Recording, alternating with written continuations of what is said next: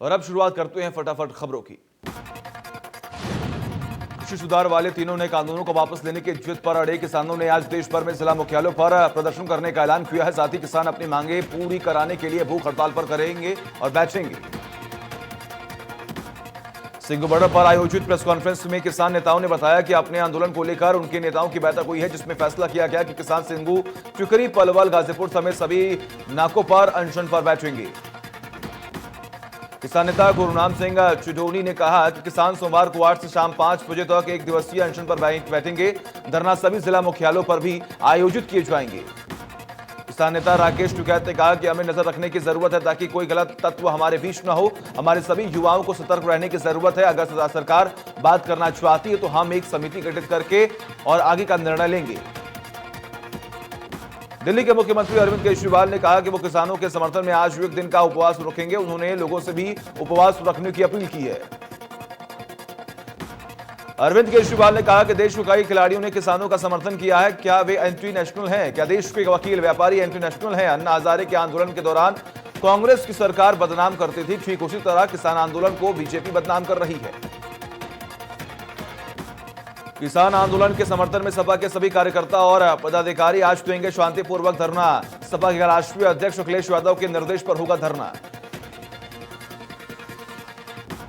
बाराबंकी में भाजपा के केंद्रीय मंत्री से लेकर आम कार्यकर्ता ने किसान आंदोलन को देश विरोधी ताकतों द्वारा हाईजैक किए जाने की बात कही। बीजेपी विशेष अभियान के जरिए किसानों के बीच जाकर कृषि कानून के बारे में समझाएगी।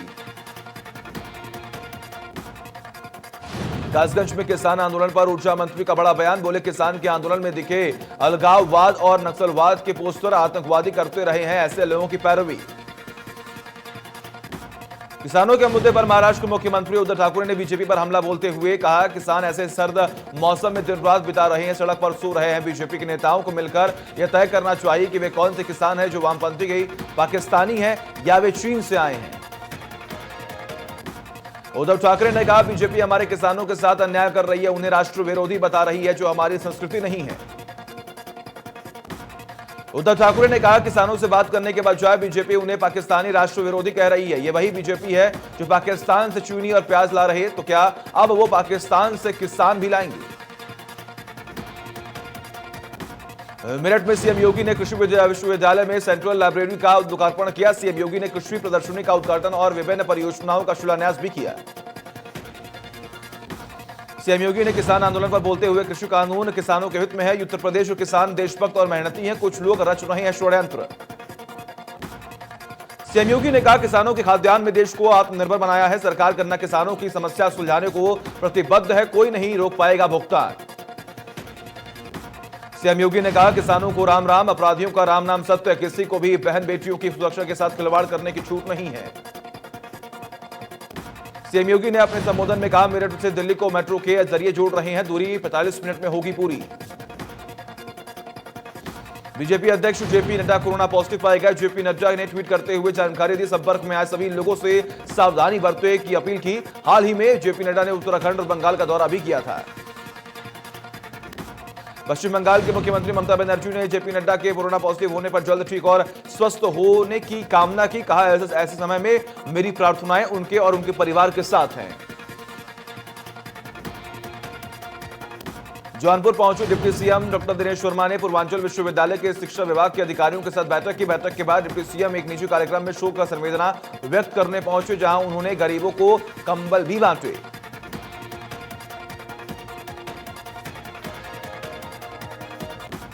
मेरठ शहर विधायक रफीक अंसारी को नजरबंद कर दिया गया। देर रात से ही घर के बाहर पुलिस तैनात। 8 दिसंबर के साथ भारत बंद में भी विधायक को किया गया था नजरबंद। सपा अध्यक्ष अखिलेश यादव ने ट्वीट कर मोदी सरकार पर तंज कसते हुए कहा कि अमीरों के शरण बनकर जो बैठे हैं दरबारों में, झूठ फैलाने निकले वो गांव गली चौपालों में।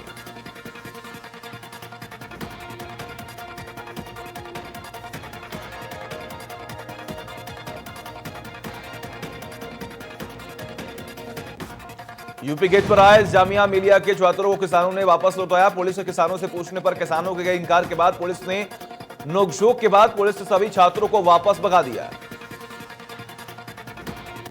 रक्षा मंत्री राजनाथ सिंह लखनऊ को 17 मंजिला सैन्य अस्पताल का उपहार देंगे। सेना के जवानों को लखनऊ में ही इलाज मिलेगा। यह अस्पताल छावनी में हाईटेक नया मध्य कमान अस्पताल बनेगा। रक्षा मंत्री राजनाथ सिंह सैन्य अस्पताल का 22 दिसंबर को शिलान्यास करेंगे। इस अस्पताल में हेलीपैड समेत हाईटेक व्यवस्थाएं भी होंगी।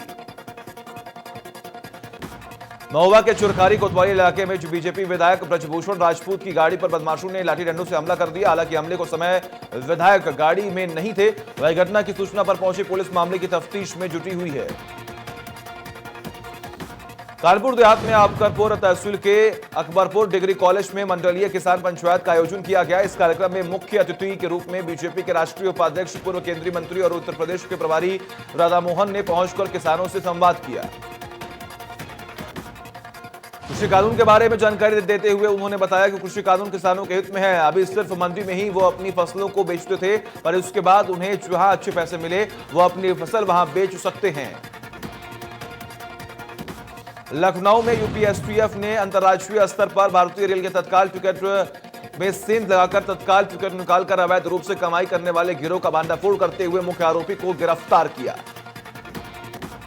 हरदोई में माधवगंज थाना इलाके में पुलिस ने अवैध शराब को लेकर छापेमारी की। नशे के सौदागरों के परिजनों ने लाठी डंडों से चौकी इंचार्ज और पुलिस टीम पर हमला कर दिया। हमले में चौकी इंचार्ज घायल हो गया। घायल दरोगा को मेडिकल जांच के लिए अस्पताल में भर्ती करवा दिया गया। पुलिस ने 4 अज्ञात लोगों समेत कुल 12 लोगों के खिलाफ मुकदमा दर्ज करते हुए 2 लोगों को गिरफ्तार कर लिया। प्रवर्तन निदेशालय ने करोड़ों की धांधली के आरोप में भदोही के एक कालीन कारोबारी के 2 ठिकानों पर छापेमारी करते हुए कई दस्तावेज कब्जे में लेकर जांच में जुटी हुई है। गुना में पुलिस ने अंतर जनपदीय मूर्ति चोर गिरोह भांडाफोड़ करते हुए 7 आरोपियों को गिरफ्तार किया। 7 किलो अष्टधातु की राम जानकी की मूर्ति को पुलिस ने बरामद किया। थाना के सेक्टर 20 इलाके में पुलिस और बदमाशों के बीच में मुठभेड़ हो गई। पुलिस ने 2 बदमाशों को किया गिरफ्तार। मुठभेड़ के दौरान एक बदमाश गोली लगने से हुआ घायल। बलरामपुर में श्रद्धालुओं से भरी ट्रैक्टर ट्रॉली अनियंत्रित होकर पलट गई। हादसे में ट्रॉली के नीचे दबकर एक की मौत हो गई। 2 महिलाओं समेत 5 लोग गंभीर रूप से घायल हुए, जिन्हें अस्पताल में भर्ती करवा दिया गया। वाराणसी में मुस्लिम राष्ट्रीय मंच ने चीन और पाकिस्तान के अंतर्राष्ट्रीय बहिष्कार का अभियान चलाया। मुस्लिम राष्ट्रीय मंच के पूर्वांचल जिले से आए प्रतिनिधियों से सम्मेलन में कहा, भारत के मुस्लिमों को भारत पसंद नहीं आए तो चीन और पाकिस्तान में कहीं भी जाकर रहें। बिजनौर में धर्म परिवर्तन निषेध कानून के तहत पहला मुकदमा दर्ज हुआ। युवक के खिलाफ युवती के पिता ने धर्म परिवर्तन प्रतिशोध कानून की धारा के तहत शहर कोतवाली में रिपोर्ट दर्ज कराई। पुलिस ने 2 आरोपियों को गिरफ्तार भी किया। आगरा में चमकौर युद्ध और सरहिंद के शहीदों को नमन करने के लिए एक श्रद्धांजलि यात्रा निकाली जा रही है। इस सितंबर को निकले जाने वाली यात्रा आगरा से पंजाब के सरहिंद तक निकाली जाएगी। अभियान फाउंडेशन के बैनर तले आगरा से यह यात्रा निकाली जाएगी। अभियान फाउंडेशन ने देश के ऐसे अनगिनत राष्ट्र नायकों को देश के सभी पाठ्यक्रमों में शामिल कराने की बेड़ा उठा लिया है। ताज नगरी आगरा में खुलेआम होटलों की आड़ में चलाए जा रहे सेक्स रैकेट, एसएसपी के आदेश पर आए दिन छापेमारी हो रहा खुलासा। बुलंदशहर में एशियन पेंट्स में मैनेजर ने कंपनी की तिजोरी पर लगाई सेंध। 2 कर्मचारियों की मदद से 9 लाख रुपए उड़ाए। पुलिस ने मैनेजर समेत 3 चोरों को किया गिरफ्तार। हरदोई के माधवगंज थाना इलाके में पुलिस ने अवैध शराब को लेकर छापेमारी की। नशे के सौदागरों के परिजनों से लाठी डंडों से चौकी इंचार्ज और पुलिस टीम पर हमला कर दिया गया। हमले में चौकी इंचार्ज घायल हो गए। घायल दारोगा को मेडिकल जांच के लिए अस्पताल भेजा गया। पुलिस ने 4 अज्ञात लोगों समेत कुल 12 लोगों के खिलाफ मुकदमा दर्ज करते हुए 2 लोगों को गिरफ्तार किया। लखनऊ के निगोआ के दकीना टोल प्लाजा के पास युवक का शव बरामद हुआ। हत्या कर शव फेंके जाने की आशंका है। कुशीनगर के तुर्कपट्टी थाना क्षेत्र में पिटाई से घायल बुजुर्ग की मौत हो गई। गुस्साए परिजनों ने सड़क जाम कर हंगामा काटा। महाराजगंज में मासूम पीयूष के अपहरण और उसके बाद हत्या किए जाने से नाराज परिजनों ने सड़क जाम कर हंगामा काटा। पुलिस अधिकारियों ने समझा बुझाकर मामले को शांत करवाया। जौनपुर के मछलीश्वर कस्बे में मामूली विवाद में मारपीट के बाद हुई फायरिंग में गोली लगने से 2 लोगों गंभीर रूप से हुए घायल। अलीगढ़ में सीवर टैंक में गिरने से बाइक सवार की इलाज के दौरान मौत हो गई। नगर निगम कर्मचारियों पर लापरवाही के आरोप लगे। गोंडा में खंडरजा निर्माण में बच्चों से कराई जा रही मजदूरी, खंड विकास अधिकारी अजीत कुमार मिश्र को मामले की दी गई सूचना।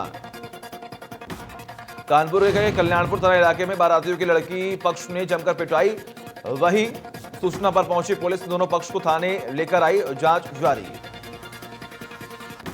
गाजियाबाद के मुरादनगर इलाके में युवती पर तेजाब फेंके जाने के मामले में पुलिस ने खुलासा कर दिया है। पुलिस ने महिला के जीजा सिराज को गिरफ्तार किया है। पुलिस ने बताया कि आरोपी साली की शादी कहीं और तय हो जाने से नाराज चल रहा था। उस साली पर शादी करने का दबाव ही बना रहा था। इसी गुस्से में उसने युवती के घर में घुसकर उस पर तेजाब फेंक दिया। आगरा के सैयद थाना इलाके में पुलिस ने 2 मासूम का अपहरण कर राजस्थान ले जा रहे अपहरणकर्ता को धर दबोचा। दोनों मासूम को राजस्थान ले जा रहे थे अपहरणकर्ता। श्रावस्ती के कोरोना थाना इलाके में नशे में धुत कार सवार युवक ने घर की चारदीवारी में टक्कर मार दी, जिसके चलते हादसे में 4 लोग गंभीर रूप से घायल हो गए। जौनपुर के शाहपुर थाना इलाके में स्कॉर्पियो ने साइकिल सवार को टक्कर मार दी, जिसमें साइकिल सवार की मौत हो गई। कानपुर के कल्याणपुर थाना इलाके में झूठ बोलकर शादी करने का मामला सामने आया। लड़की पक्ष ने आरोप लगाया कि लड़के पक्ष ने लड़के को आईआईटी कर नौकरी करने की बात कही थी, लेकिन लड़का आईआईटी में काम नहीं करता, जिसको लेकर दोनों पक्षों में मारपीट हो गई। लड़की पक्ष ने आरोप लगाते हुए कहा कि लड़की की तरफ से अतिरिक्त दहेज की मांग की जा रही थी, जिसको लेकर लड़ाई हो रही। वही दोनों पक्ष शादी समारोह से थाने पहुंचे। लखनऊ के उसैजगंज डायमंड अपार्टमेंट में व्यापारी संजय गुप्ता के घर में बदमाश घुस गए और घर में बैठकर शराब पी रहे थे। इस मामले में पुलिस कमिश्नर डीके ठाकुर ने संज्ञान लेते हुए फरार बदमाशों को पकड़ने का आदेश दिया। महाराजगंज में 7 साल के मासूम का शव मिलने से हड़कंप मच गया, जिसके बाद नाराज परिजनों ने हाईवे को जाम कर दिया और पुलिस प्रशासन पर लापरवाही का आरोप लगाया। जांच अब शुरू हो चुकी है।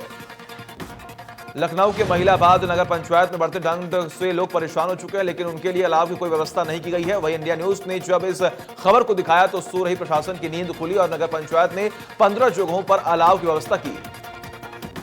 प्रदेश सरकार लगातार दावे कर रही है कि ठंड में कोई भी बेसहारा बाहर ठंड में न सोए, लेकिन बुलंदशहर के नगरपालिका सयाना स्थित रेन बसेरों पर रात में ताला लगा रहता है। एडीएम रविंद्र कुमार ने मामले को संज्ञान में लेते हुए कहा कि अधिकारियों को सख्त निर्देश दिए गए हैं कि यदि कोई भी अधिकारी लापरवाही बरतता है तो इसके खिलाफ वैधानिक कार्रवाई की जाएगी। कानपुर देहात के बिल्हौर कोतवाली इलाके में युवक का शव मिला, जिसकी हत्या धारदार हथियार से कर दी गई है। वही सीमा विवाद में उलझी रही पुलिस। मेरठ पुलिस ने 3 क्विंटल चरस के साथ 4 तस्करों को गिरफ्तार कर लिया। जब्त किए गए चरस की कीमत 5 करोड़ रुपए बताई जा रही है। भदोही में कोइरौना थाना इलाके में धारदार हथियार से अधेड़ की गला रेत कर हत्या कर दी गई। घटना की सूचना पर पुलिस ने मामले की जांच शुरू कर दी। अंदेशा जताया जा रहा है कि पारिवारिक विवाद के चलते हत्या की गई है। बलिया के रसोड़ा थाना इलाके में उच्चतर प्राथमिक स्कूल के सहायक शिक्षक तेज प्रताप सिंह के निलंबन मामले में अब एक नया मोड़ आ गया है। एक तरफ जहां शिक्षा मंत्री की तरफ से आए शिकायती पत्र की जांच कराकर बीएसपी ने सहायक अध्यापक को निलंबित कर दिया था। अब रसोड़ा खंड शिक्षा अधिकारी को तेज प्रताप सिंह के खिलाफ एफआईआर दर्ज करवाने का आदेश भी जारी कर दिया गया है। जौनपुर के शाहगंज कोतवाली इलाके में तेज रफ्तार ट्रेलर ने मारी टक्कर, हादसे में 2 लोगों की मौत। पुलिस ने ट्रेलर ड्राइवर को हिरासत में ले लिया है। गुस्साए ग्रामीणों ने आजमगढ़ मार्ग को किया जाम। सहारनपुर में चोरों ने ज्वेलर्स की दुकान से गहने चोरी कर हुए मौके से फरार, जिसमें 65 ग्राम सोना और 6 किलो चांदी के जेवरात हैं, जिसकी कीमत 10 लाख रुपए बताई जा रही है। कानपुर में चाय कंपनी के ठेकेदारों के साथ लूट के मामले में पुलिस ने मुख्य आरोपियों को गिरफ्तार कर लिया। पुलिस ने 1,53,000 रुपए भी बरामद किए।